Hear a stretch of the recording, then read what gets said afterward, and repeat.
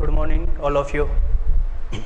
आज हम कक्षा 10 का एक टॉपिक स्टार्ट करते हैं, ट्राइग्नोमेट्री, त्रिकोणमिति।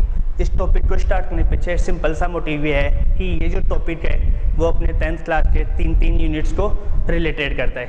जो ट्रिग्नोमेट्री है इससे 3 यूनिटें रिलेटेड है, चैप्टर 6, चैप्टर 7 और चैप्टर 8। जो चैप्टर 6, आज हम चैप्टर 6 के लिए स्टडी कर रहे हैं। जो चैप्टर 6 है इसमें वेरी इम्पोर्टेंट कैलकुलेशन है। यदि आज जो चैप्टर 6 जो कैलकुलेशन हम करेंगे, यदि वो वाली कैलकुलेशन हमसे ईजी से होने लगती है, इसकी जितनी ज़्यादा एक्सरसाइज करेंगे उतनी ज़्यादा कैलकुलेशन अपने लिए ईजी होती जाएगी। और यदि ये जो कैलकुलेटिव यूनिट्स हैं यदि ये अपने को समझ में आ जाती है तो आगे की जो यूनिट्स आएंगी जिनमें अपने को कैलकुलेशन करनी रहेगी वो कैलकुलेशन अपने बहुत ईजी से हो जाएगी और मैथमेटिक्स में अपनी स्पीड बनने लगेगी। और यदि स्पीड और आज अपने जो मैथ में स्पीड ही बनानी है तो आज सबसे पहले स्टार्ट करते हैं अपन चैप्टर 6।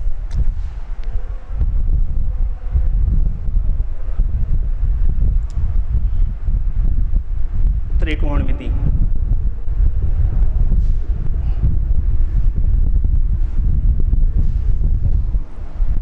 जैसा कि आप सबको नाम से ही दिख रहा है, 2 चीजें इसमें, त्रिकोण और मिति। त्रिकोण का मतलब होता है 3 कोण वाली। त्रिकोण का क्या मतलब होता है? 3 कोण वाली। और मिति का अर्थ क्या होता है? आकृति। ठीक है, तो 3 कोण वाली आकृति कौन सी होती है? त्रिभुज। 3 कोण वाली आकृति कौन सी होती है? त्रिभुज। तो इस प्रश्नावली यूनिट त्रिकोणमिति में हम किसकी बात करेंगे? त्रिभुज की बात करेंगे। केवल एक ही चीज चलेगी, त्रिभुज। और त्रिभुज कौन सा? समकोण त्रिभुज की बात करेंगे अपन। राइट एंगल ट्राइंगल, समकोण त्रिभुज।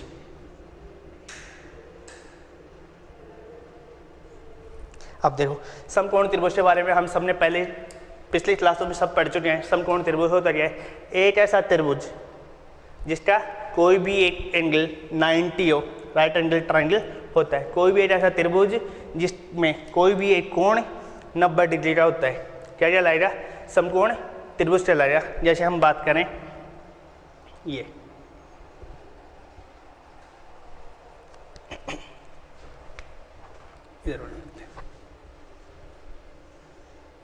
ट्राइंगल बनाया हमने एक ABC। जो इसका एक एंगल है B, ये तो अपने पास पहले से फिक्स हो ही जाएगा 90। ये जो एंगल बनाया 90 ये पहले से फिक्स हो गया। इससे क्या हुआ कि जो अपने पास एक एंगल बचा A और एक एंगल बचा C। जो 2 एंगल बचे, एंगल A और एंगल C, इन दोनों की वैल्यू क्या होगी? 90। और इन दोनों की वैल्यू 90 होगी तो इसका मीन क्या है कि यदि किसी भी एंगल की वैल्यू, किसी भी एक एंगल की वैल्यू, यदि A की वैल्यू बढ़ती है तो एंगल C की वैल्यू घटेगी। और यदि एंगल C की वैल्यू बढ़ेगी तो एंगल A की वैल्यू घटेगी। तो एंगल A और C इन दोनों का योगफल जो 90 आता है, इससे क्या होता है कि जो त्रिकोणमिति है वो क्या होती है? एंगल B तो फिक्स हो ही जाता है। तो कभी भी त्रिभुज में 90 होता है, 90 होता है, इसके जस्ट सामने वाली भुजा क्या होती है? कर्ण होती है, हाइपोटेनियस। क्या होती है? 90 डिग्री के सामने वाली भुजा क्या होती है? कर्ण होती है समकोण त्रिभुज में। और वह भुजा जिसके ऊपर एक कोण बनता है, इस कोण को मैं अल्फा नाम दे देता हूँ। तो अल्फा कोण कौन सी साइड पे बन रहा है? BC साइड पे। तो जिस साइड पे अल्फा कोण बनेगा, जिस साइड पे अपना एंगल बनेगा, वह साइड क्या कहलाती है? हमेशा आधार, बेस बोलते हैं जिसे। तो ये साइड क्या हो जाएगी? आधार हो जाएगी। और एक साइड बची वो क्या कहलाएगी? लंब। लेकिन ये चीजें जो मैं बताया हूँ आज आपको, ये सब किसके लिए है? समकोण त्रिभुज की बात कर रहे थे हम। समकोण त्रिभुज में जो 90 होता है उसके लिए उसके सामने वाली भुजा क्या होती है? कर्ण। ये जो भुजा है कर्ण, ये हमेशा फिक्स होती है, ये कभी चेंज नहीं होती है। लेकिन जो आधार और लंब है, इन दोनों की जो वैल्यू बताई, यदि इस समकोण त्रिभुज को मैं त्रिकोणमिति के अंदर लेके जाऊँ, त्रिकोणमिति के अंदर जब समकोण त्रिभुज की बात करेंगे हम, तो देखो लंब और आधार दोनों अपने आप बदलने लगेंगे। वो बताते हैं, देखो कैसे बदलते हैं। जैसे एक इसी प्रकार का मैंने एक ट्राइंगल लिया, ये लो, वही ए है, यहाँ बी और यहाँ C. Angle B is a right angle, angle B समकोण है, 90 डिग्री है। अब मैं ये चाहता हूँ कि 90 के सामने वाली भुजा तो क्या होगी, कर्ण। ये तो हम पहले से फिक्स कर ही चुके हैं कि 90 के सामने वाली भुजा हमेशा कर्ण होती है, हमेशा हाइपोटेनियस होती है। तो हाइपोटेनियस तो हमेशा फिक्स रहेगी साइड। यदि हम मैं एंगल सी की बात करता हूँ, मैं एंगल सी के लिए देखूँ तो जो भी एंगल हम लेंगे, तो जो एंगल लेंगे, जिस एंगल की बात करेंगे, उस एंगल के अपोजिट साइड, उस एंगल के सामने वाली भुजा, जैसे अब मैंने एंगल सी की बात की तो इसके सामने, जस्ट सामने कोई भी भुजा हो, जैसे भुजा कौन सी है, ए बी, तो ये वाली भुजा क्या हो जाएगी अब मेरे लिए, लंब। और एक भुजा, एक साइड आपके पास बचेगी, वो वाली साइड क्या होगी अब, आधार। तो जो त्रिभुज था अपने पास, कौन सा त्रिभुज, ए बी सी, जिसमें बी समकोण था और मैंने सी एंगल के लिए बात की है, तो एंगल सी के लिए जब बात की तो क्या आया, ए सी क्या हो जाएगा, कर्ण हो जाएगा, बी सी क्या होगा, आधार, और ए बी क्या होगा, लंब। लेकिन यदि इसी को मैं त्रिकोणमिति में एंगल सी की जगह, यदि मैं एंगल ए की बात करूं, एंगल सी की जगह मैं यदि एंगल ए की बात करूं, तो ये वाला एंगल क्या हो रहा, 90। और ये हम सबको पता चल ही चुका है कि जो 90 होता है उसके जस्ट सामने वाली साइड ये क्या होती है, कर्ण होती है। तो जस्ट 90 के सामने वाली भुजा क्या होती है, कर्ण। अब एंगल सी की बात हम सब कर चुके हैं, अब कौन से एंगल की बात करेंगे, हम सब मिलके एंगल ए की बात करेंगे। तो ये आपको पता है कि जिस भी त्रिकोणमिति में जिस भी एंगल की बात करेंगे हम, एंगल कोई भी हो, एंगल सी था, सी एंगल लिया, उसकी बात की, उसके जस्ट सामने अपोजिट साइड क्या कहलाई, परपेंडिकुलर, लंब कहलाई। तो यहाँ भी जब हम ए की बात करेंगे तो ए की अपोजिट साइड कौन सी होगी, बी सी। ए के अपोजिट साइड कौन सी होगी, बी सी। और जिस एंगल की बात करते हैं उसके अपोजिट साइड जो होती है वो क्या कहलाती है, परपेंडिकुलर कहलाती है, लंब कहलाती है। और एट साइड बचेगी अपने पास, वो क्या कहलाएगी अब, आधार कहलाएगी, बेस कहलाएगी। तो जब त्रिभुज ए बी सी में जब हमने एंगल ए की बात की तो अपने पास क्या है, ए सी क्या आएगा, हाइपोटेनियस, क्योंकि ए सी तो हमने पहले से एक बार एंगल फिक्स कर दिया था कि भाई बी हमेशा क्या रहेगा, 90 रहेगा। तो हमेशा जब 90 है सामने वाली साइड तो हमेशा फिक्स रहेगी दोनों त्रिभुजों में। देखो यहाँ भी ए सी क्या है, कर्ण है, और यहाँ भी ए सी कर्ण है। लेकिन अब जो बी सी है वो यहाँ क्या बन जाएगा, लंब बन जाएगा। और यहाँ बी सी क्या था, आधार। और अब ए बी यहाँ आधार हो जाएगा, जो ऊपर वाले फिगर में, जो इस वाले फिगर में जब हम एंगल सी की बात करें तब ए बी क्या था, यहाँ लंब था, और यहाँ क्या हो गया अब, आधार। तो इससे एक चीज़ पता चलती है कि जब भी समकोण त्रिभुज की अपन डिफाइन करेंगे तो समकोण त्रिभुज में अपन अक्सर इस वाली भुजा को, जिस पे एंगल बनता है, उसको आधार मानते हैं, और परपेंडिकुलर इस भुजा को और इस भुजा का। लेकिन यदि इसी समकोण त्रिभुज को यदि मैं त्रिकोणमिति में पढ़ूंगा तो उसके लिए आधार और लंब इंटरचेंज होते रहते हैं। वो डिपेंड करता है अपन कौन से एंगल के लिए रेस्पेक्टिवली कौन से एंगल की बात कर रहे हैं। तो अब जैसे मैं आपको दिख भी गया होगा कि जैसे मैंने पहले एंगल सी की बात की तो बी सी आधार था और ए बी लंब था। लेकिन अब जैसे मैंने इसमें एंगल ए की बात की तो बी सी लंब हो गया और ए बी आधार हो गया। तो जैसे ही मैंने एंगल ए से सी बदला या सी से ए बदला, लंब और आधार दोनों इंटरचेंज हो गए। अब आगे की बात करते हैं। तो ये तो समझ में आ गया और आपको कि पता कैसे चलेगा अपने को कि कौन सी साइड बेस रहेगी, कौन सी साइड आधार रहेगी और कौन सी साइड लंब रहेगी। तो ये सब चीज़ें पता चलेंगी अपन कौन से एंगल की बात कर रहे हैं। यदि एंगल ए की बात करेंगे तो उसके सामने वाली साइड हमेशा परपेंडिकुलर रहेगी। यदि हम एंगल सी की बात करेंगे तो उसके सामने वाली साइड परपेंडिकुलर रहेगी। तो इससे एक लॉजिक है कि सबसे ईजी ये है कि जिस एंगल की बात करेंगे उसके जस्ट सामने वाली साइड, उसके जस्ट अपोजिट साइड परपेंडिकुलर रहेगी, लंब रहेगी, हाइपोटेनियस। कारण हम पहले फिक्स कर चुके होते हैं कि जो एंगल 90 गिवन हो अपने को समकोण त्रिभुज में, जो 90 दिया होगा उसके जस्ट सामने वाली साइड कर्ण होगी।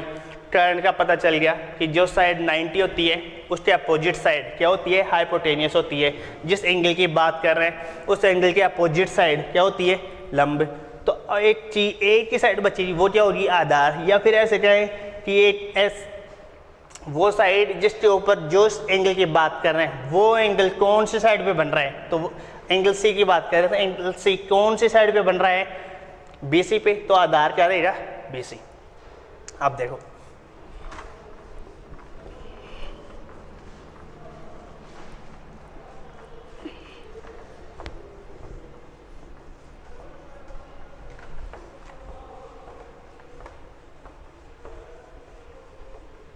समझ लिया। अब त्रिकोणमितीय अनुपात की बात करते हैं। त्रिकोणमिति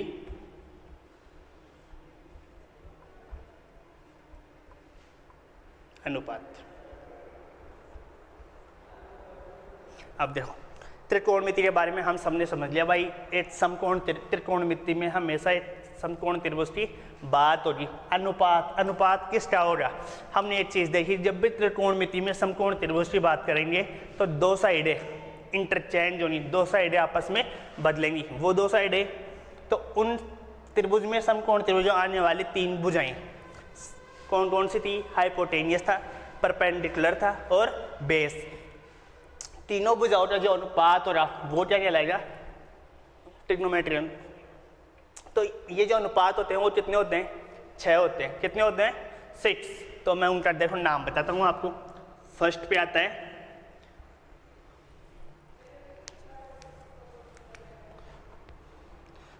है साइन थीटा, सेकंड पे आता है कोस थीटा, थर्ड पे आता है टेन थीटा, फोर्थ पे आता है कोट थीटा, फिफ्थ पे आता है सेक थीटा और लास्ट सिक्स्थ होता है कोसेक थीटा। ये जो ट्राइग्नोमेट्री रेशियो है, त्रिकोणमितीय अनुपात 6, ये आप सबको लर्न करने 6। इनके बिटवीन सब जो रिलेशंस हैं हम उनकी बात करेंगे, जो वैल्यू है इनकी। ये जो आपको साइन ये पता चलिए, साइन क्या है, ये त्रिकोणमितीय अनुपात है। ये साइन क्या है, त्रिकोणमितीय अनुपात है। लेकिन इसके साथ जो मैंने एक चीज़ और जोड़ी है, थीटा। ये थीटा क्या है, ये ग्रीक लैंग्वेज, ग्रीक भाषा का एक शब्द है। ये जो थीटा है, मैंने एक चीज़ बनाई थी, अभी एक ट्रायंगल बनाया था आपको, ये वाला, ये बनाया था ABC। इसमें B तो पहले फिक्स कर दिया हमने, B तो 90 है, लेकिन बात थी ये थीटा। तो जो जिस एंगल की बात करें हम, चाहे एंगल A की बात करें या एंगल C की बात करें, लेकिन जो एंगल होगा उस एंगल की वैल्यू क्या होगी, इसके लिए मैंने इसका नाम क्या दे दिया, थीटा दे दिया। तो जो थीटा है ये क्या है, उस एंगल की वैल्यू है जिसकी अपन बात करेंगे। तो थीटा की जगह यदि कहीं लिखा हुआ है साइन A, तो A क्या है, A वो है जो A था उस एंगल की वैल्यू है। कौन सा एंगल की, एंगल A की। तो ये जो थीटा है ये मैंने ग्रीक भाषा से लिया है। अब देखो जो साइन थीटा है पता चल गया आपको, कोस थीटा, सब 6 चीज़ें इनके बिटवीन एक रिलेशन चलते हैं, जो आपको अभी मैंने 3 साइडें बताई थी, ये वाले। इसका पता था आपको, ये क्या होता है, कर्ण, ये आधार और ये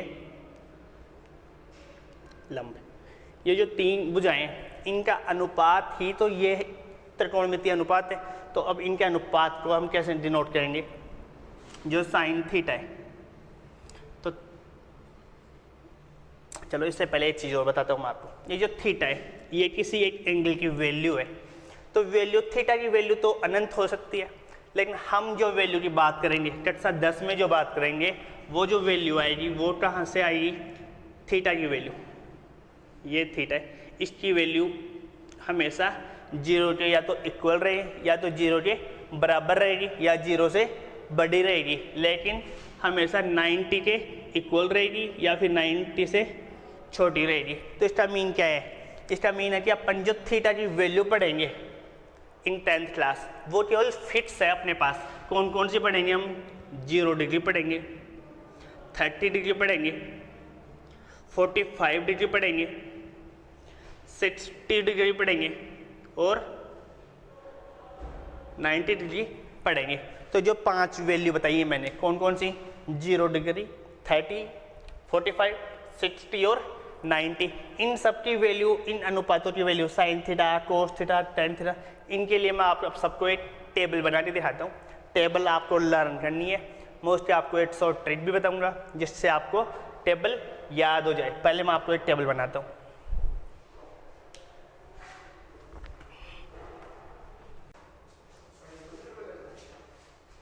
देखो बेटा, जो टेबल की बात कर रहे थे हम, अब देखो ये जो टेबल अब मैं आपको बनाना बता रहा हूँ, ये टेबल आप सबको लर्न करनी है।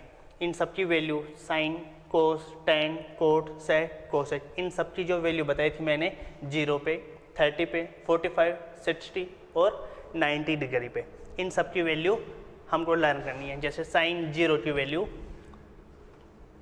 0 होती है, साइन 30 की वैल्यू 1/2 होती है, साइन 45 की वैल्यू 1/√2 होती है, साइन 60 की वैल्यू √3/2 होती है और साइन 90 की वैल्यू 1 होती है।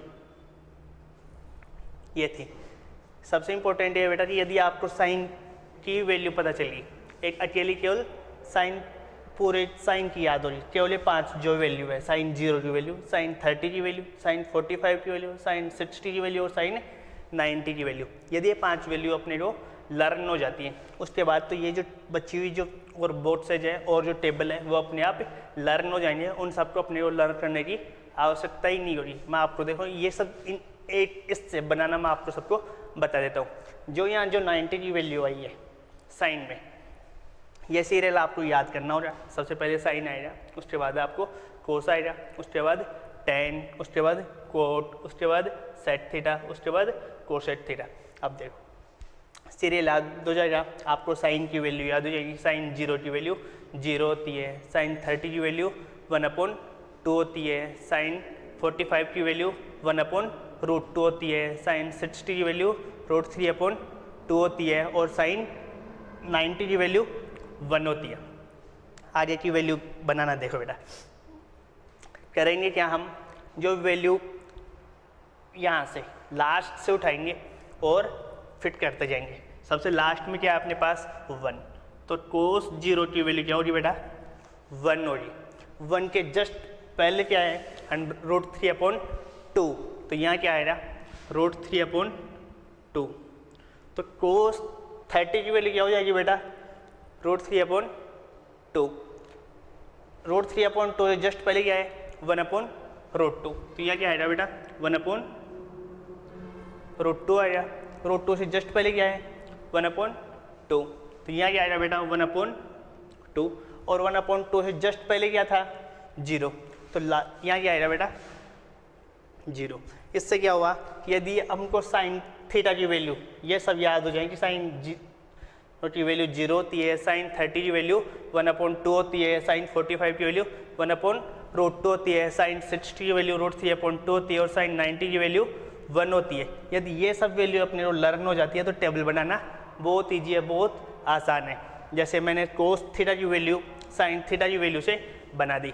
जैसे जो राइट हैंड जा रहे थे उसको मैंने यहाँ से पकड़ा और वापस उल्टा स्टार्ट कर दिया, तो किसकी वैल्यू प्राप्त हो रही है अपने को कोस थीटा की वैल्यू आ रही। कोस थीटा 0 की वैल्यू 1, कोस 30 की वैल्यू √3/2, कोस 45 की वैल्यू 1/√2, कोस 60 की वैल्यू 1/2 और कोस 90 की वैल्यू 0। अब बात करते हैं बेटा अपन टेन थीटा की वैल्यू कैसे आएंगी। क्या टेन थीटा की वैल्यू ऐसे आएंगी? नहीं, टेन थीटा की वैल्यू आएंगे बेटा साइन और कोस, दो वैल्यू अपने पास आ ही चुकी है। कोस और साइन इन दोनों में डिवाइड करें आपस में सब में, तो किसकी वैल्यू आ जाएगी अपने पास टेन थीटा की वैल्यू आ जाएगी बेटा। तो जैसे 0 में मैंने 1 का डिवाइड किया, 0 में मैं 1 का डिवाइड दिया तो वैल्यू क्या आएगी बेटा 0 में 1 का डिवाइड देंगे तो वैल्यू आती है बेटा 0। ऐसे ही 1/2 में यदि मैं √3/2 का डिवाइड करूं, जैसे ऐसे 1/2 में मैं √3/2 का डिवाइड करूं तो 2 से 2 कैंसिल, क्या बच रहा है बेटा 1/√3। तो tan 30 की वैल्यू क्या जाएगी बेटा यहाँ 1/√3। यहाँ 45 में क्या करेंगे 1/√2 में 1/√2 का डिवाइड देंगे। यदि सेम नंबर में सेम नंबर का डिवाइड देते हैं तो क्या आता है, डिवाइड देंगे। देखो बेटा 1/√2 में 1/√2 का डिवाइड देंगे तो 1 से 1 कैंसिल, √2 से √2 कैंसिल, कुछ नहीं बचा तो क्या 1। यदि सेम नंबर में सेम नंबर का डिवाइड देते हैं तो क्या आता है बेटा 1। अब क्या करेंगे, √3/2 में 1/2 का डिवाइड देंगे तो देखो √3/2 में किसका डिवाइड करेंगे 1/2 का, तो 2 से 2 कैंसिल, क्या बचेगा √3। और 1 में यदि 0 का डिवाइड देते हैं, 1 में किसका डिवाइड देते हैं 0 का, तो हमें रेशनल नंबर पढ़ रखा है हमने, क्या होता है कि यदि रेशनल वो नंबर होते हैं जो P/Q की फॉर्म में डिनोट कर सकते हैं, राइट कर सकते हैं, जिसमें Q की वैल्यू क्या नहीं होनी चाहिए 0, लेकिन यहाँ तो Q की वैल्यू देखिए अपने को क्या हो रही है 0। तो यदि कोई भी वैल्यू ऐसी जिसमें Q की वैल्यू 0 नहीं होनी चाहिए तो वो क्या हो जाएगा, अपरिभाषित, इनफाइनाइट वैल्यू हो जाएगी। अब tan की वैल्यू आ गई अपने पास, tan 0 की वैल्यू क्या आई अपने पास 0, tan 30 की वैल्यू क्या आई 1/√3, tan 45 की वैल्यू क्या आई बेटा 1, tan 60 की वैल्यू क्या आएगी √3 और tan 90 की वैल्यू क्या आएगी इनफाइनाइट आएगी। इसी प्रकार अब cot थीटा की वैल्यू फाइंड करनी है तो जैसे हमने sin थीटा के बाद cos थीटा के लिए की थी वही अब करेंगे। सबसे लास्ट वाले जो वर्टिसेज हैं उसमें क्या है इनफाइनाइट है, तो cot थीटा के फर्स्ट वाले वर्ड्स में क्या लिखेंगे इनफाइनाइट, मतलब वही है कि जैसे यहाँ से पकड़ के यहाँ लाए थे वैसे अब tan थीटा वाली लाइन को पकड़ के यहाँ लाना है। इनफाइनाइट से जस्ट पहले क्या था √3, तो यह क्या आएगा बेटा √3, √3 से जस्ट पहले क्या था बेटा 1, तो यहाँ भी क्या आएगा 1, 1 से जस्ट पहले क्या था 1/√3, तो यहाँ भी क्या आएगा 1/√3, और 1/√3 से जस्ट पहले क्या था बेटा 0, तो यहाँ क्या आएगा 0। देखो sin थीटा की वैल्यू हम सबके पास आ रही, cos थीटा आ रही, tan थीटा आ रही और cot थीटा की वैल्यू आ रही। केवल अपने को एक वैल्यू याद करनी है sin थीटा की। sin थीटा की वैल्यू से मैंने 3 वैल्यू बना ली। अब sec थीटा और cosec थीटा। sec थीटा क्या होता है, sec थीटा होता है cosec का रेसिप्रोकल, cosec थीटा का उल्टा, जो इसकी वैल्यू है इन सबको उल्टा करना है केवल अपने को। 1 सबसे पहले क्या है 1, जिसके डिनोमिनेटर में जिसके हर में आपको लगे कुछ ही नहीं है तो उसके हर में अपन क्या मान लेंगे 1 मानेंगे और उसके बाद उल्टा कर देंगे। तो 1 के डिनोमिनेटर में कुछ ही नहीं है तो 1 मानेंगे, तो 1 का उल्टा क्या हो जाएगा 1 ही रहेगा। 3/2 है इसका रेसिप्रोकल, उल्टा करेंगे रेसिप्रोकल करेंगे तो क्या हो जाएगा 2/√3। 1/2 है इसका भी रेसिप्रोकल करेंगे क्या हो जाएगा √2/1, तो √2/1। 1 लिखना जरूरी नहीं होता है इसलिए क्या लिख सकते हैं अपन √2। इसके बाद क्या है 1/2, इसका भी रेसिप्रोकल करेंगे क्या आ जाएगा 2/1। 1 लिखना जरूरी नहीं है तो क्या लिखेंगे अपन 2, और यह क्या है अकेला 0 है, डिनोमिनेटर में कुछ नहीं है तो डिनोमिनेटर में क्या लिखेंगे 1 लिखेंगे, तो क्या हो जाएगा 0/1 और 0/1 का वापस रेसिप्रोकल करना है अपने को, तो क्या हो जाएगा 1/0 और 1/0 क्या होता है इनफाइनाइट होता है, अपरिभाषित होता है, अनंत होता है, तो यहाँ क्या आ जाएगा अनंत हो जाएगा बेटा। तो अब sec थीटा की वैल्यू आ रही है अपने पास, sec 0 की वैल्यू क्या होगी 1, sin 30 की वैल्यू क्या होगी 2/√3, tan 45 की वैल्यू क्या होगी √2, tan 60 की वैल्यू क्या होगी 2 और tan 90 की वैल्यू क्या होगी इनफाइनाइट, अनंत होगी।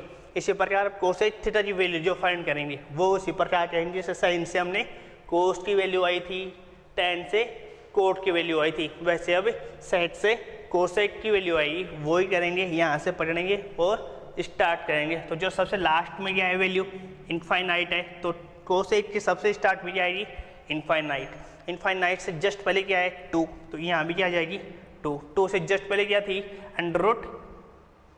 √2 से जस्ट पहले क्या है 2/√3 और लास्ट में क्या है 1। तो बेटा जो टेबल मिली है हम सबको, देखो टेबल कंप्लीट हो चुकी है। अब देखो आपको इस टेबल के लिए केवल आपको एक ही चीज़ काम करना था, केवल एक ही चीज़ लर्न करनी थी, कौन सी 0, ये साइन थीटा की जो वैल्यू है साइन 0 की, साइन 30 की, साइन 45 की, साइन 60 की और साइन 90 की, ये वाली वैल्यू लर्न करनी थी। इसके बाद बेटा देखो आपको एक मेथड और बता देता हूँ मैं, जो टेबल बनाने में आपके लिए बहुत यूजफुल हो रहा है। अपनी काउंटिंग स्टार्ट करता हूँ। देखो बेटा मैं आपके लिए क्या क्या होती है, 0 होती है, फिर 1 2 3 और 4 लिख ली, 0 लिख लिया, 1 लिख ली, 2 3 और 4। जो नंबर्स लिखे हैं मैंने उन सब में अपने को 4 का डिवाइड करना है। कितने का डिवाइड करना है? सब में 4 का। 0 में भी 4 का डिवाइड करना है, 1 में भी 4 का डिवाइड करना है, 2 में भी 4 का डिवाइड करना है, 3 में 4 का डिवाइड करना है और 4 में भी 4 का डिवाइड करना है। डिवाइड करने के बाद हर नंबर पे अपने को अंडर रूट लगाना है। लगा दिया अंडर रूट सब पे, ये अंडर रूट्स लगा दिया मैंने सब के ऊपर। अंडर रूट लगाने से देखो अब जो अपने साइन की जो वैल्यू बताई थी मैंने कि आपको लर्न करनी है, वो देखो जो ये जो नंबर है 0 1 2 3 4, इनमें सब में 4 का डिवाइड देके अंडर रूट करने से जो साइन की जो वैल्यू थी अपने पास वो आ जाएगी। जैसे 0 में मैं 4 का डिवाइड दूंगा तो अपने पास क्या आएगा? 0, और 0 का अंडर रूट क्या हो रहा बेटा? 0 ही हो रहा। उसके बाद देखो 1 में 4 का डिवाइड नहीं जाता तो 1 का अंडर रूट क्या होता है बेटा? 1 होता है। 1 का अंडर रूट क्या होता है? 1, और 4 का अंडर रूट क्या हो जाएगा बेटा? 2। तो साइन 30 की वैल्यू क्या हो जाएगी? 1/2। यहाँ 2/4 था, दोनों कैंसिल हो जाएंगे, क्या हो जाएगा? 1/2 अंडर रूट में रहेगा। अंडर रूट 1 की वैल्यू 1 होती है और अंडर रूट 2 रहेगा। उसके बाद अगला क्या है? 3/4 का अंडर रूट, तो अंडर रूट 3 की वैल्यू अंडर रूट 3 रहेगी और अंडर रूट 4 की वैल्यू क्या बन जाएगी? 2 बन जाएगी। और लास्ट में क्या है? 4/4 का अंडर रूट। 4/4 का अंडर रूट, तो 4 से 4 कैंसिल हो जाएगा यहाँ, और क्या बचेगा? 1 बचेगा। और 1 का अंडर रूट क्या होता है बेटा? 1 होता है। तो इस प्रकार से ये भी एक शॉर्ट मेथड है जिससे अपने को किसकी वैल्यू आ जाएगी? अपने पास साइन थीटा की वैल्यू आ जाएगी। और यदि साइन थीटा की वैल्यू आ गई उसके बाद मैंने आपको पूरी बनाना बता दिया। तो आपके पास लॉजिक ये वाला है कि आप या तो इससे ये साइन थीटा की वैल्यू बनाना लर्न कर लो, या फिर आप इन सबको लर्न कर लो, उसके बाद आपको बनाना इजी वे में बता ही दिया है। ठीक है बेटा, अब बताओ ये जो टेबल है ये आपको लर्न करनी है, इसके ऊपर बेसिस पे क्वेश्चंस आएंगे और वो आपको सोल्व करने, इन्हीं थीटा की वैल्यू आपसे पुट करनी पड़ेगी और कैलकुलेटिव क्वेश्चंस सोल्व करने पड़ेंगे। कुछ एग्जांपल्स बताते हैं बेटा आपको, जो देखो